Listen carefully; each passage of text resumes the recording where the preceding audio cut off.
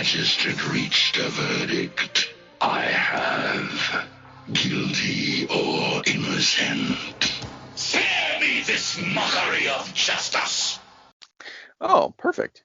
So now it'll be air conditioned. Not having air conditioning in my car, though, is been a big fucking wake-up call. I can tell you that. It really makes you think about the world differently.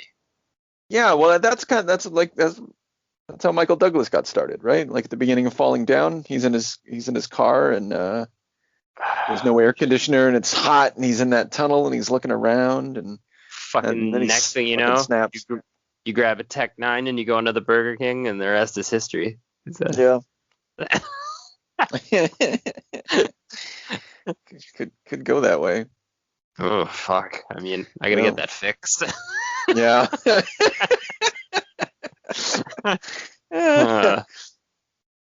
I'm enjoying delicious Cary Grant this evening.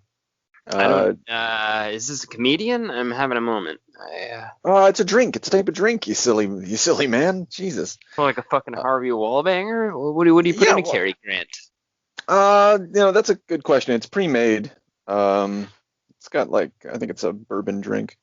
Oh, like a whiskey sour type of, yeah. Yeah. I guess I'll have to fucking express my ignorance here and I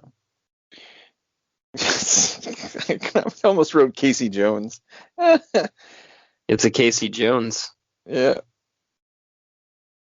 Hey, you remember that monkey that was like popular in I can't know if it's late 90s or 2000s. It was like a DJ or like a designer type of thing.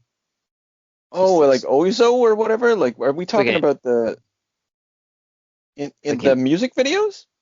Like an image of a graphic monkey face, you know? It was like a designer clothing line or some shit. Anyway, Maddie has a necklace of it that I just discovered on the table here, and I'm a little surprised that it endured this many years, considering it was fucking stupid. Yeah. But, I mean, I'm not sure I know what you're talking about. I would probably know it if I saw it. Anyway, this thing. Yeah. Yeah, this thing tells me that I'm drinking vodka. That doesn't taste right. That's not bourbon. Yeah, I don't think that's what I'm ingesting. I might very well be though. It's vodka. There we go. It's vodka and a bunch of stuff, lime and. All right, well that's a different flavor then. I feel that the internet's misleading me here. Oh well. Yeah, people write in if I'm wrong. I'm sure people are just gonna be like fucking. Yeah, they're gonna be like, I'm getting out my fucking pen right now. Yeah. We accept only handwritten letters. We need a PO box. I can probably arrange that. I don't know what's gonna come to it though. Nothing probably. Well, I think if we pushed it hard enough, we made it a new segment in our show from the PO box. Yeah. I would just at the very least like hate mail, something. Yeah, that's I don't know. There's TikTokers out there doing better than us. I'll tell you that. That's true. We need a TikTok. Just get one of them houses, man. One of those TikTok houses. The influencer. No, man. They would just call us boomers. You know, we don't have the age bracket for TikTok anymore. Oh, that's true. We get the okay boomer, and it's not true. It's so not true. Like we are. It's not even close. We're actually geriatric millennials. Yeah. Fucking. We're gonna be geriatric millennial influencers.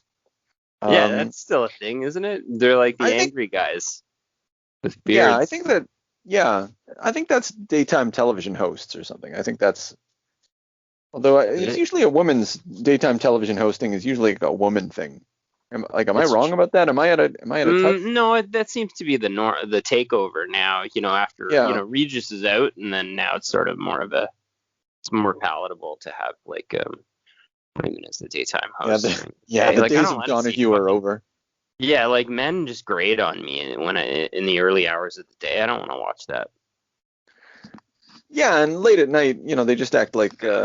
I don't want to call them sarcastic comedians. Assholes, and they just laugh. Yeah, the new guys aren't comedians like fucking Jimmy Fallon. He's not. Yeah. He's not funny. It's funny to watch him laugh at his own jokes. Sometimes you can get away with a lot laughing at your own jokes. Like sometimes I think that like that was Conan's move. Conan O'Brien, like he was funny. Don't get me wrong, but like no, he's really funny though. Yeah, it was especially funny when he would start laughing at his own stuff, and even Letterman. But Letterman's dry comedy was very.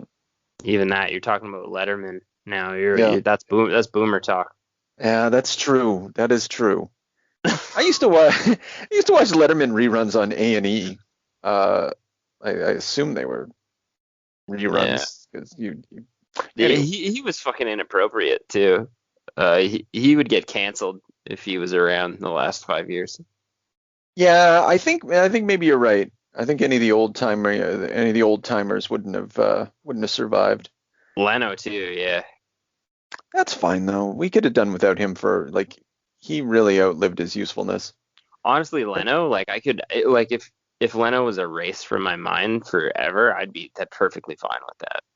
As a matter of fact, actually, you just broke my my winning streak here. I had completely forgotten that he existed until now, and it's going to take me at least another 3 weeks to banish him from my mind again. I know you're trying to. You're even seeing those what would you call those? The caricature drawings where with the giant chin. Yeah, that's all I see. I got to be honest. I don't know what the man looks like. Yeah. Anybody see this? Anybody? Yeah. We saw it, Jay. We saw it. Leno impression. I don't know. I loved it. Yeah. No. That's what I think of. I just think of this giant chin, and he's asking me if I've ever heard of something. And I'm fuck. That's great. Yeah. Yeah. You might have a future here in the evening talk show circuit. Oh yeah. I mean, why not, right? Maybe our time has come. You just need a funnier. Oh, would I be like that weird bald guy off to the side? Yeah, you could be my my McMahon. I wanted not Vince McMahon, Ed McMahon. Oh, what was that guy's name? It was Letterman's guy. Oh, Andy. Andy is the only word that's coming to mind. Andy something. I keep coming up with Saltzman, but that's definitely not it. No, that's not him. I'm thinking of the bald guy with the colored glasses. Oh, David Letterman's fella. I'm sorry. The musician Paul Schaefer. Yeah. Yeah. You could. He's good too, though. I like Paul Schaefer. Yeah. He used to go around with Bruce Springsteen. And I remember he did the music for an Olympics once. Anyway. Yeah. So in addition to our great, glorious content this evening, I also watched the Rick and Morty episode where Morty got bit by the space snake. Oh, with space jazz? Yeah. Snake jazz? Yes. Yeah. And they had like a Terminator future because Morty interfered with their culture by sending a fucking regular snake back. Kept fucking biting him in the face when he was trying to put it in the spacesuit. Oh, fucking monster. That's a dumb episode. And it was like mostly silent while you watch their snake culture grow. Yeah. That was awesome. I watched the Mr. Nimbus. I watched the season premiere for season 5. Oh yeah. Mr. Nimbus didn't do it for you, eh? Well, I think he's there to replace Birdman because Birdman died in season 4. I think I seem to recall that being the case. So yeah, he's far superior. I'm a Birdman man. I loved Birdman. Holy fuck. Yeah, he's not superior. It's actually kind of really stupid. Like I'm waiting for Mr. Nimbus to be valuable at all. Direction of Mr. Nimbus yet, you know? Yeah, there could be the one Easter egg that Mr. Nimbus knew Rick's wife. Yeah, and he's like, "Don't you go introducing canonical backstory on me." No, but I did like the episode though because it felt more like Rick and Morty in the sense that like there was fine Mr. Nimbus is in the front, but in the back there's all that time travel shit. You know, and this whole civilization, you know. I guess that's kind of their go-to thing. Like Goofy or something. I can't remember. I was just helping that boy with a crate of wine. Leave us, Father. Great episode. Great episode. I don't know. Yeah, promising opening. I'm hoping, but they tend to have pretty good openings, and then it falls a little flat. I mean, at least season 4 felt that way to me. So episode 2 tomorrow. So, oh, that's good. Yeah, I still bought the season pass or whatever because, it's what the fuck else am I gonna watch? Fuck, nobody else is doing what they're doing right now. Yeah. It's especially for old millennials. Yeah, that's right. Speaking of what no one else is doing for old millennials, so Todd's doing it again. Todd McFarlane is doing it again, and he's created. I didn't know what to make of this, and fortunately, we don't have to pay for it. Spawn Universe #1, which I think came out like last month or this month. I started reading it, and then as it began sucking my ass, I realized it was 70 pages long, and I was oh, what the fuck? Yeah. And I had to really get into the trenches there. I almost fell asleep twice. Yeah. It's I don't even know what to talk about with this. It had a very 1991 vibe to it, like nonsensical writing, kind of, if that makes any sense. I don't know if it does make sense. Well, it makes sense for Todd McFarlane. I think that's what he does. He never learned to write. He never bothered because he was making too much money. And I get there's I see a lot of potential for toys. Yeah. What the fuck's an Omega Spawn? Why is Cygor back? Who's the angel guy? I don't know what happened. Who is the stone face guy? Don't know. Did he kill Spawn? Did he not kill Spawn? And then he made Cygor a slave, and then they were talking shit, and then Cowboy Spawn was imprisoned in a room, and I was confused. Yeah, there was a lot of unexplained. Okay, let's say some nice things. I really like the art. I was gonna say the art. Yeah, I mean, obviously classic art. Also, I did like the scene where the dad was in his little cabin on a ship making little toy animals for his kids on a Skype call.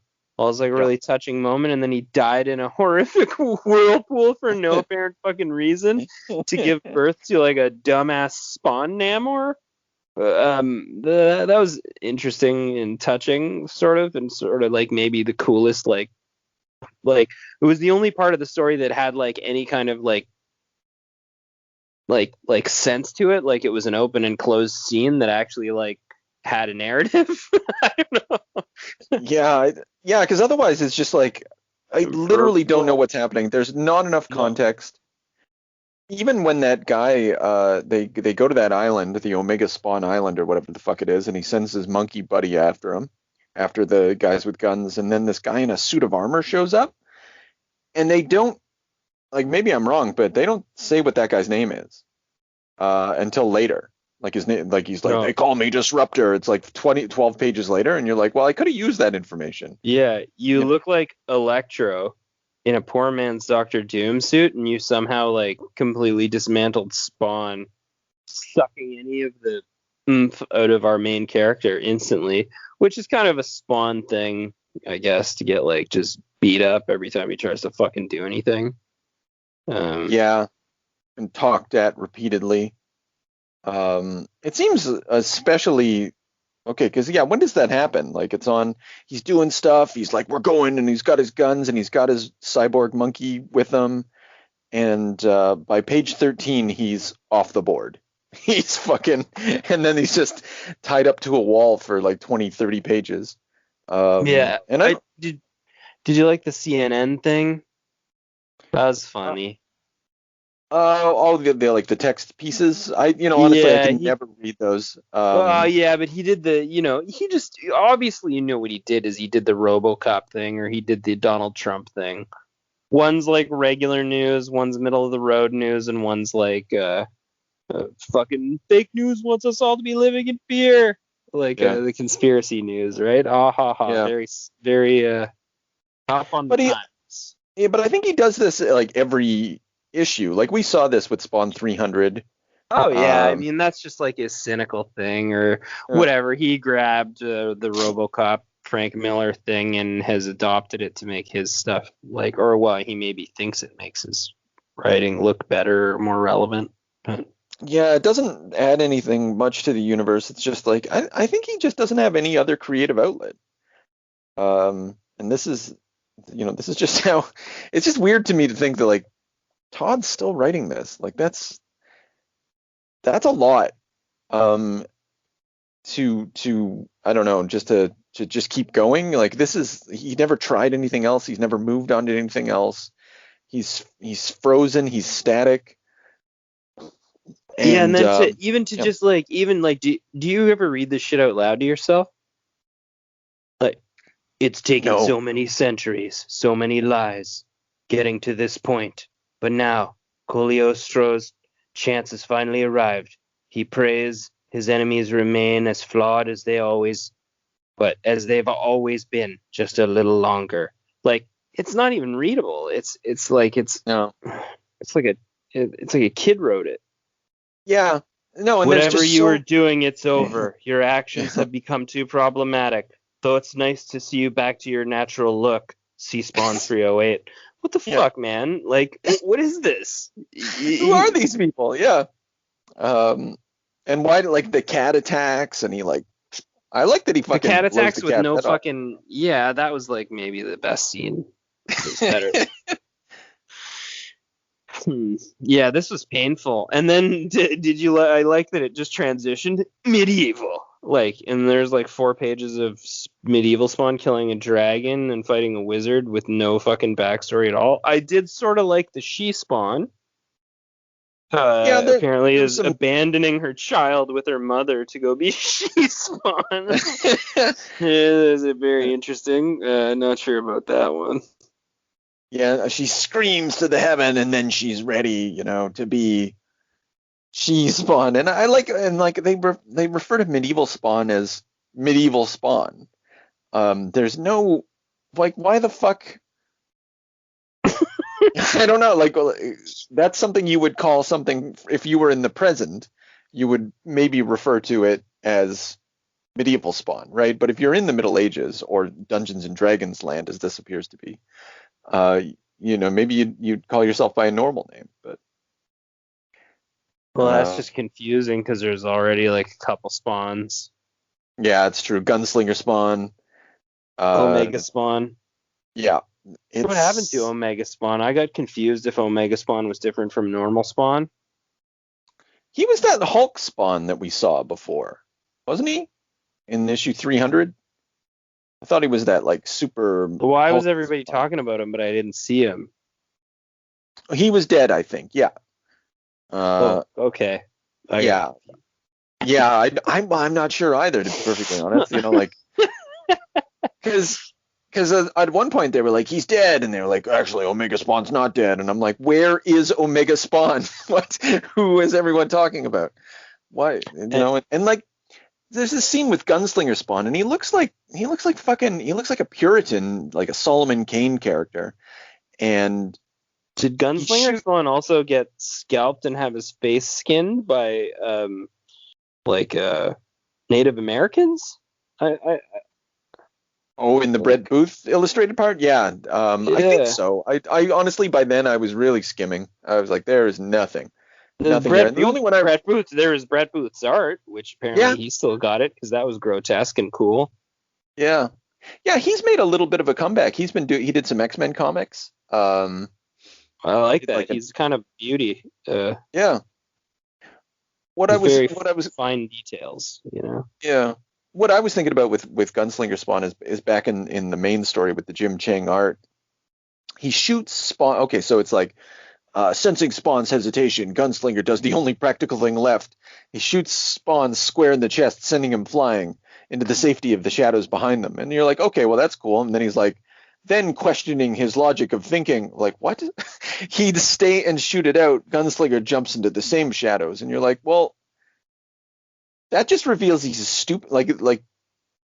One, it's unnecessary narration. Two, it's poorly written narration. And three, it makes Gunslinger Spawn seem like a fucking idiot. And so, like, no one's winning. Yeah, I don't know. Todd, man. Yeah, we're not really sure what happened there. Yeah. And the world, the entire universe will call him Sin with two N's. Who, the Namor? Yeah. Yeah. Coming out of the, yeah, I guess he's Mr. Nimbus. Only Reborn Mr. Nimbus. Only he kind of looks like the lead singer of like Finger 11 after a divorce. What the fuck? Like, what costume design was that? I love those hip chains never get old. That's classic. Yeah, I have to disagree. Just give him some some plate armor. He's got to have the wallet chain. He looks almost identical to Overkill. Yeah, he's got a little bit of the overkill, and he doesn't even look like, because we're led to believe that really nice man that was like making toys for their kid drowns and then is reborn. It's I'm guessing, or maybe not. Maybe it's completely pointless. Yeah, I mean that the coolest narrative moment of the story was just pointless. I think it is, actually. I was thinking that character was. Holy fuck. Just to make us feel something like there's better ways to do that. Or like, I kind of, on the one hand, I kind of like. Fridge that ginger dad. Yeah. I think he just hates gingers.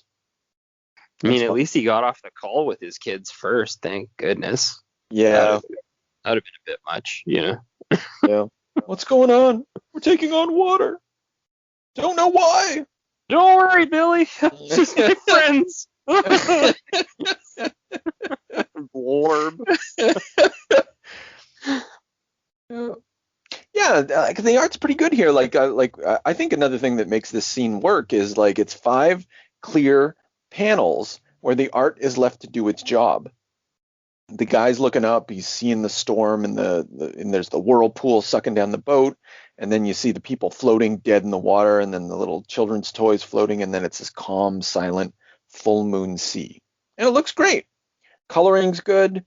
Everything about it conveys everything you want to know, and then you really could delete Todd's fucking verbiage here if you wanted, because the forceful water was created to be a part of an unholy baptism. It wasn't meant to cause death. It was meant to give life, to give birth. Why did you even write that? The bubbles were sufficient. Yeah, because they're really fucking cool. Actually, they look like sort of watery, bubbly blood splats. He just needs to get out of the way of Jim Chang, who is I really got to emphasize, unexpectedly appropriate for this book, and also has like an absolutely very nice sequential art flow. That really he doesn't need his hand held, like clearly by his actual his action flow and stuff. It's just fucking Todd waving his dick around. Yeah, I think the only thing that's letting him down is Todd's script. Like when he's forced to draw something very well that makes no fucking sense. Like when Cogliostro is he's like, it's a scar, and then he just like some crazed, deranged patient, like he's yelling and like, and then they let him out, and I don't understand the flow of events, because like I guess that's what I didn't see anybody's scar either. No, I mean, was it because he was like zombie teeth guy? Don't understand what happened there. I didn't see a scar. Also, and then Todd probably was like, draw the cat attacking him. What? Okay. It's can do. Claws everywhere. Yep. Yeah, this guy can fucking deliver. Like, I mean, it's a paycheck. Jim Chang's worked on some pretty top of the line stuff, but I guess, regular paycheck is Hopefully he's friends with Todd, because fuck. yeah. Well, hopefully he's not. I don't know. I don't know where I land on that one. Do I want him to be friends with Todd, or I don't know. Shout out to Tom Orzakowski, who once again letters this, who letters each and every issue of Spawn and has since issue number 1. And puts in a hell of an effort, considering he's probably being directed by a fucking megalomaniac. Yeah. He doesn't even have to do much work. I'm looking at the speech balloons. Everything's pretty uniform. No, they just need to be big fucking boxes so Todd can be long-winded. Yeah, exactly. Yeah. That's part of. I bet dollars to donuts that's in the script. Make sure you leave lots of room for text. Lots of room. Gonna need some big room to take over that boat sinking scene. Got some shit to say about birth.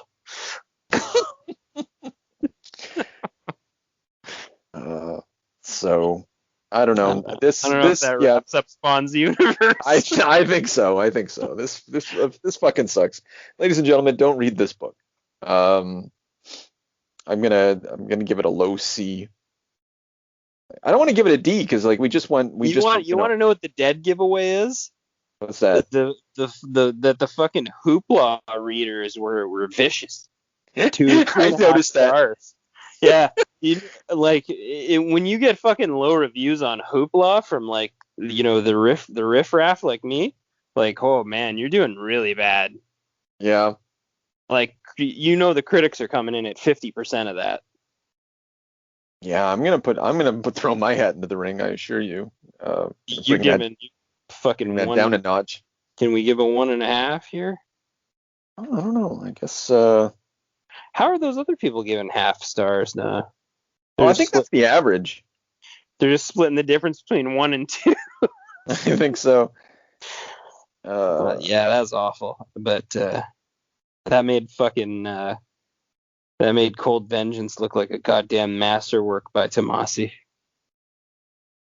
Oh yeah.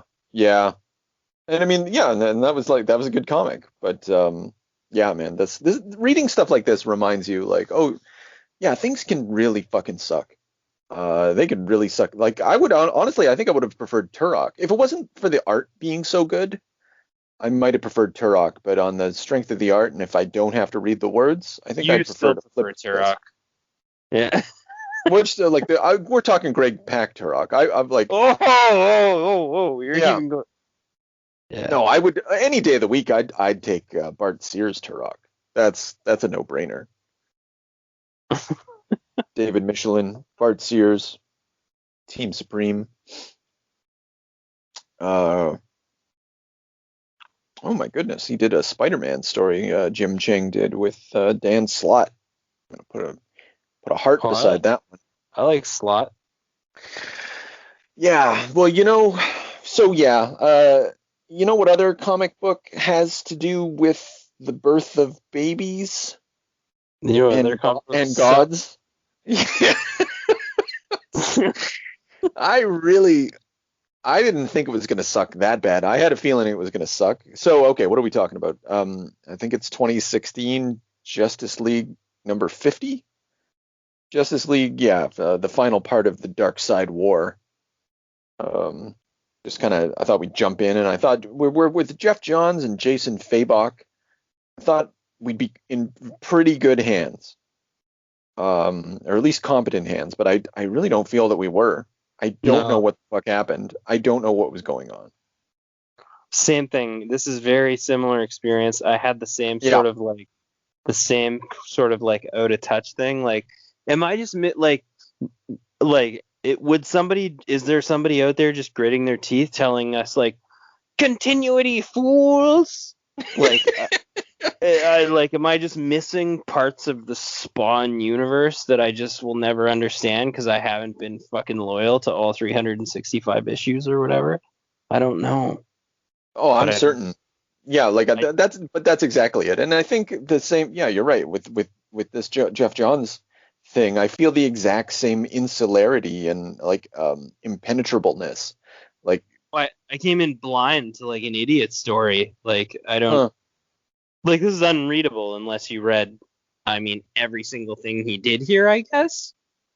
Yeah, and I'm flipping through it. Like I was kind of going through the older stuff, and yeah, I guess so. I mean, like I'm sure at some level it makes sense, but Like, I don't even feel like I would have done better if I started on issue 1 or I of think it this would have book. been, Of this book, I yeah, mean, sorry. yeah, like if this story, yeah, it feels like if this is the end of it, I really don't want to read the beginning because I don't like one, I don't know what happened, but I'm not intrigued enough to want to find out. Definitely not. No. Yeah, no, I was like, this seems like a headache. This is not worth it. Um, and and once again, This it's makes the very, Snyder Cut look awesome. oh, it does, yeah, it's like a, because yeah, say what you want about the Snyder Cut, like that makes sense. It coheres, like your characters are Yeah. all introduced. You, And he handled the anti-life equation with class, compared to yeah, this. yeah, I don't know what the fuck they're doing. This was very much giving me those Scarlet Witch and the Vision vibes. Like we had some babies getting waved around. Oh shit, yeah, actually the one thing I like about this story is that she weaponizes a super powered baby and just like aims its screaming face at people. That's fine. That's The massage. art was atrocious. Also, And I feel the story makes it so that the art does not work. Like the coloring's all off. I do like the art. There's something about it. Like it. I'm trying to. The artist seems good. I think it's just Yeah. like a matter of like, hey, like in the next 20 pages, I'm gonna have you draw 87 different fucking characters. Like, I'm sure I'd be about half cocked too if I had to come to the table with that shit. Yeah, and actually, I'm looking at it panel to panel. I'm not reading the words, and I don't know what's happening. So There's too many like high-powered beings unleashing their high-powered power set. yeah, Like I can see 6 or 7 different people using their powers in a single panel. And they're like overly powerful powers, like causing like the whole page to just be fucking confusing. Like you can't display action in this way. You can, which just ends up being a lot of beams and yelling. you know what I think makes it worse actually is the constant rain. There's so many lines on the page, and on the one hand, I like the rain effect, but yeah, you're like everybody's got beams, and you just don't know where to look. And it's like, why would you do that to the artist too? Hey, I know I'm making you draw Superman, Batman, Green Lantern, the Flash, Wonder Woman, a bird lady, and a villainous lady all on one page with a baby in her arms. But could we make it rain too? Yeah. Just as ominous, because the storm, like in the movies. I'm positive that's how that conversation went. Yeah. And there's even like there's some cool stuff here that doesn't get emphasized, like when the Flash is running from the Black Racer and you get the bird's eye view of them running and it looks like something out of Tron. Yeah, that was actually pretty neat. Yeah, but like it's lost. I don't see it. I'm only seeing it now, and I think it needed its own full page. It needed like the matte fraction treatment, where you're going to use this clever design on the comics page, and you want to sort of call attention to it. You don't want it to be playful because obviously it's all about death and gods and stuff like that. But I don't know. And it had like a couple silent panels, and they were actually pretty cool when she died.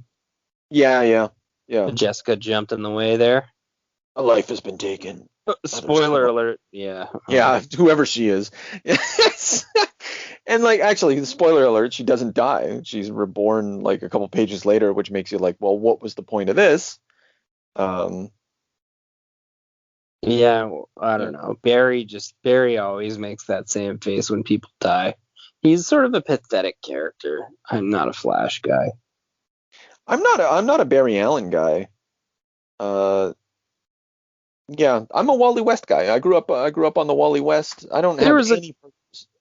There's a couple cool moves though. The Wally West. Wait a second. Which is he after Barry Allen? Okay, so here's what happened. Barry Allen, there's Barry Allen was the original. Well, there's Jay Garrick, right? You got your Golden Age Flash, and then you got your Barry Allen, your Silver Age Flash.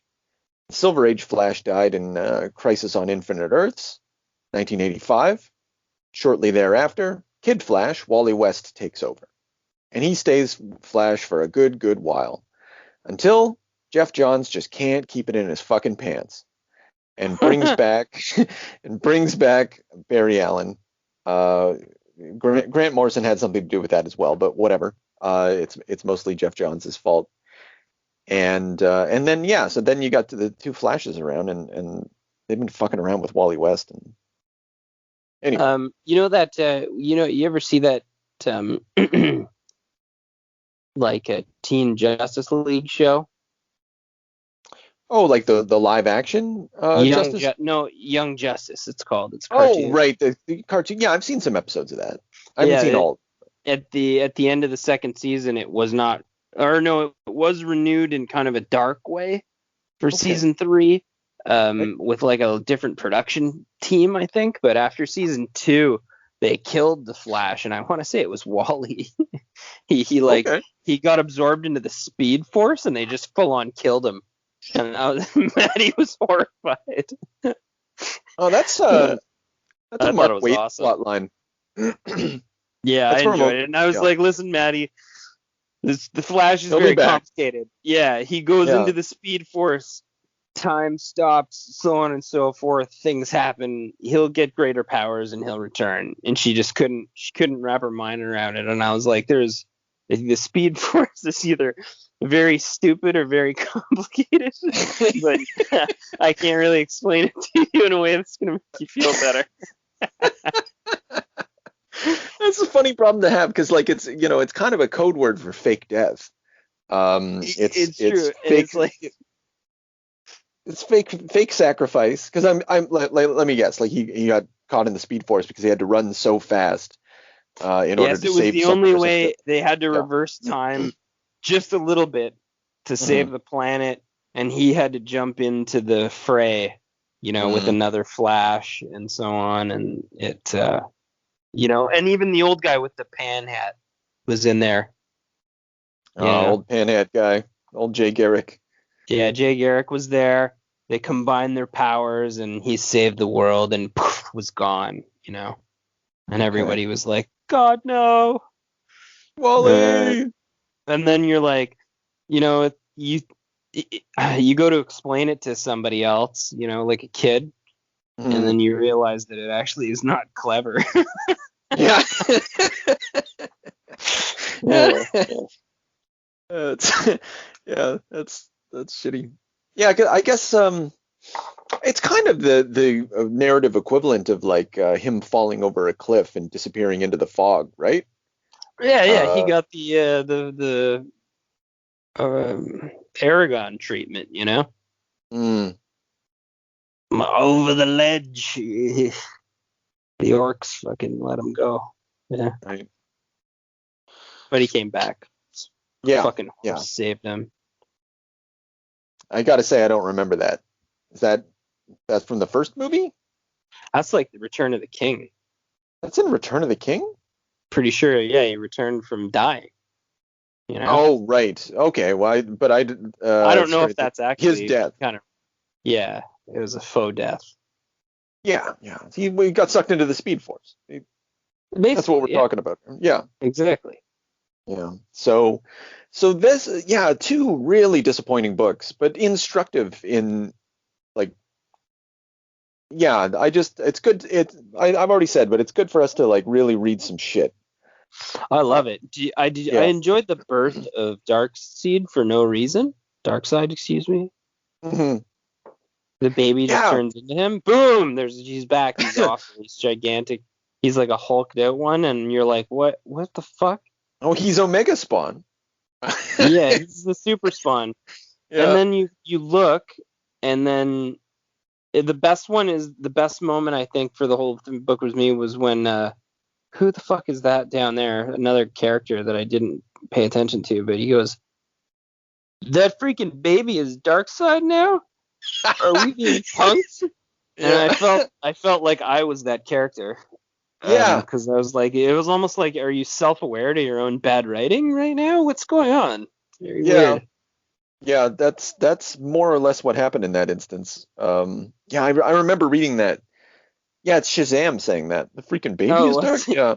Yeah. And then I did like, I'm a big Hal Jordan guy. I like Hal Jordan.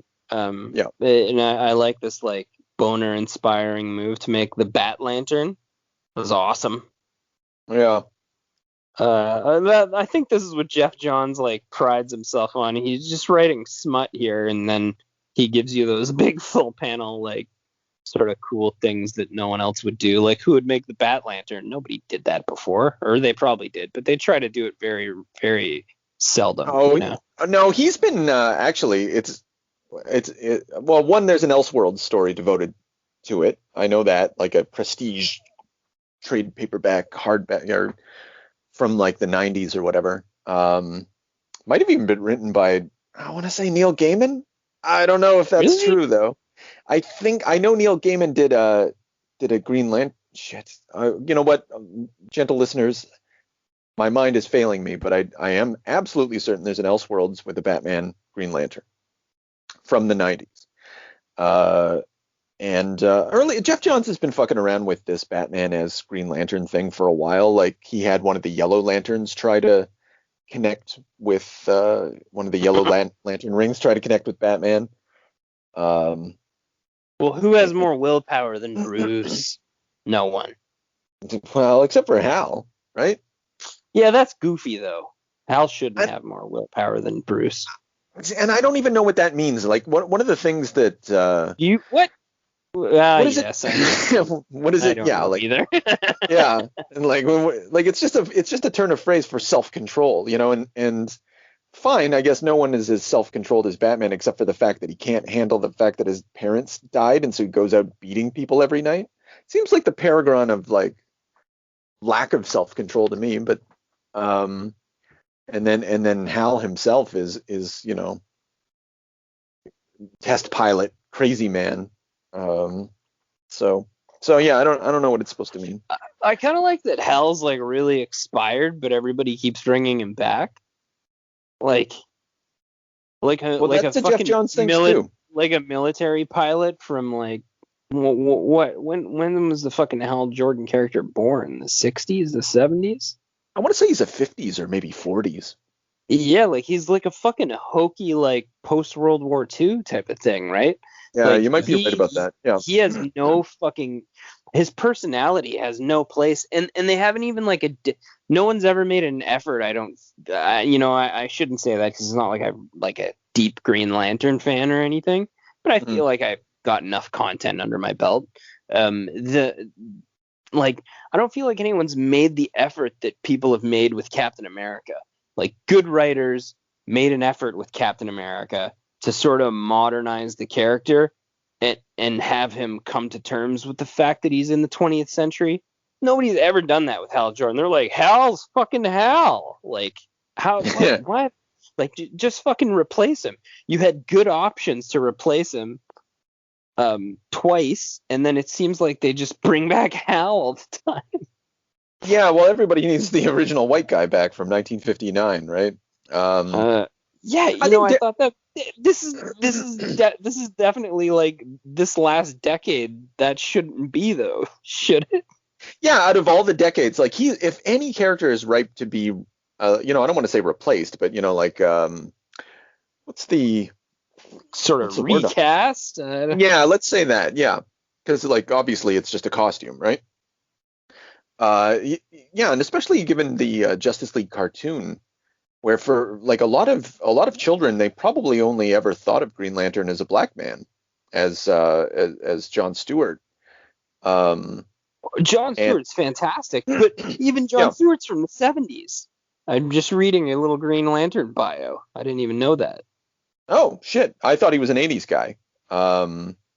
Yeah, and then I guess Kyle Rayner's our 80s. He's our fella, yeah. Guy. I think Simon you know what? Baz, who's that? So, I don't November. He's a Muslim.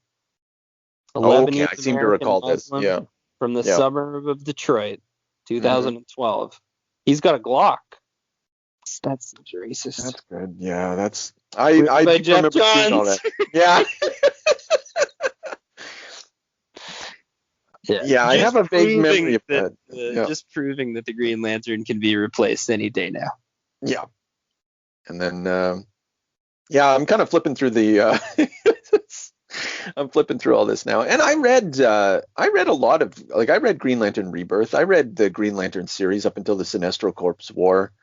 I think I read all the way up to Blackest Night, and then I got a couple Brightest Day, Blackest Nights, Darkest Hour, I got a couple.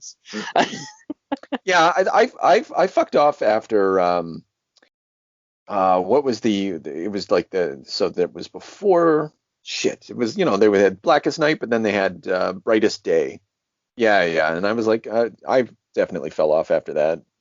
And then I don't think I really read any Geoff Johns after that. I just feel that the last time we talked about him, you said he spread himself so thin, and I'm starting to think maybe you're right, or maybe he just he's too busy doing other stuff because he's really heavy in DC's executive levels. He's dealing with the TV and the movies and stuff like that, and I just don't know. I feel like he doesn't have his eye on the ball. I mean, maybe he'd tell me to, fuck off and, I don't see you making hundreds of thousands of dollars writing comics, bro. And I'd be like, well, you know what? Fine, Geoff, that's aggressive, but I appreciate you. Yeah. But yeah, I just this sucks. This really sucks. And whatever skill he may have had, it's not evidenced in this comic, Justice League 50. 2016. Yeah, I agree with that. Yeah. Geoff Johns' net worth is $5 million. He's born in Detroit. Oh, just like the Muslim Green Lantern character. Maybe he made the character after a friend or something. You know what though? Also, I mean, he needs to get himself a raise. He should be worth more if he's in the executives. I don't know. That's a lot of money. He doesn't own it. That's the funny thing. He doesn't own a fucking thing. Maybe he's just a nose candy kind of guy, You ever seen pictures of him? He's huge. Fuck, then he's definitely not snorting the millions. Yeah. He makes he takes care of his body, I guess. I'm always surprised when I see these writers who because I looked at a picture of Garth Ennis the other day, and I was like, yeah, that's what Garth looks like. That makes a lot of sense to me. He's just he's all pasty and he's got shitty posture, and he's going bald, and I'm like, yeah, okay, that's your writer. And then I see a lot of these guys working at Garth DC. Actually looks pretty good, Oh, is he looking okay? The picture I saw did not look. It was not flattering. Well, I mean, he just looks like an old English guy. Yeah. But I see the guys who are writing for DC and Marvel, and they, generally they look like a bunch of, they look like Zack Snyder, all fucking muscled out, and I maybe that's not fair. Maybe I'm Jim Lee's jacked. Jim Lee's jacked? Yeah, he's kind of a health nut or something. Well, that makes sense. He's all built. Yeah. Yeah. Anyway, Jim Lee's just fine. I don't know. Yeah. Speaking of someone who also in DC's executive, I think recently they had a culling over at DC as a consequence, or as using the pandemic as an excuse. They if I remember correctly, they shifted over a bunch of offices from New York to the West Coast, and they shit canned a bunch of people. Oh, like a WWE type of thing. They just fired everybody because they can't afford to keep everyone on staff now. I don't think that's the problem, because they're the revenue issues aren't the problem. They're Warner Brothers, right? I think it was just an excuse for them to consolidate in a way that they'd been talking about for decades. And Paul Levitz, of that previous era, always sort of fought against it. he famously signed like something like a 35-year lease on the building that they own, so that way they could never move them from that building. Not the building but the building they were renting. Because he knew what Warner Brothers would do. They were just like, they own all this intellectual property. These people are fucking nothing. They get paid. They get paid. I don't know. They don't get paid a lot. I don't know what their page rates are, but generally, if you're not it was like the old Stan Lee fucking dictatorship, right? They hunkered down at some point or another, and they made sure that they own all the fucking rights to everything, and then that's the brand. And then you just hire peons to toe the line for the brand. Yeah, that's it. And Warner Brothers didn't even have to do that. They bought a company where it was already peons toting the brand. Good move. Yeah, right. That's how you package for their late capitalism. That's we got all this IP, and we don't. That's the Marlboro move. Just wait for someone to scoop you up. They're fucking up the movies pretty bad, though. Yeah. Well, okay. Well, let's close up here, and then we can shit talk the movies. I don't know. Do we got anything else to say about Geoff Johns, Todd McFarlane? I definitely don't have anything to say about Geoff Johns and his like exploding shit show of. And then he's in the cave naked, snuggling the fucking Darkseid baby. Yeah. And then Lex Luthor becomes Superman. He's just like, he's making these like, and then there's 3 Jokers in the Batcave. That was a cool moment. Mm-hmm. It doesn't get paid off until last year. But it's just like, but the whole thing is like, there's these like cool moments and cool panels where you're like, whoa, Green Lantern Batman, whoa, Superman Lex Luthor, whoa, 3 Jokers, but none of it has any fucking like ground to stand on. It's just like little blips. Like, yeah, it's a sample so he can branch out and spread himself even thinner, trying to explain the shit. No, and it's such a damning I don't know what insight that this, like the most interesting part about this story is the stuff that has nothing to do with the story. Like he's kind of an idea man. Like 3 Jokers, that's kind of an interesting nerd problem. And you're like, oh, interesting. I'd like to see someone explore that. What if Lex Luthor was Superman? Oh, what a funny idea. But then you realize that you don't want Geoff Johns to be the one to take you on that journey. No, I'd rather not. Yeah. Yeah. You're like, great idea, Jeff. I'm going to go get a drink. I'll see you later. Great idea, Jeff. I really hope Scott Snyder handles your idea. All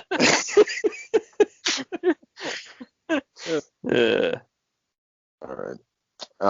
So I don't know. That's that. I guess that's how we feel about these things. Another 2-star.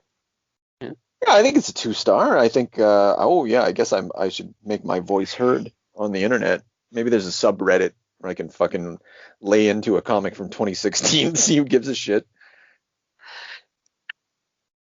It's not many people, man.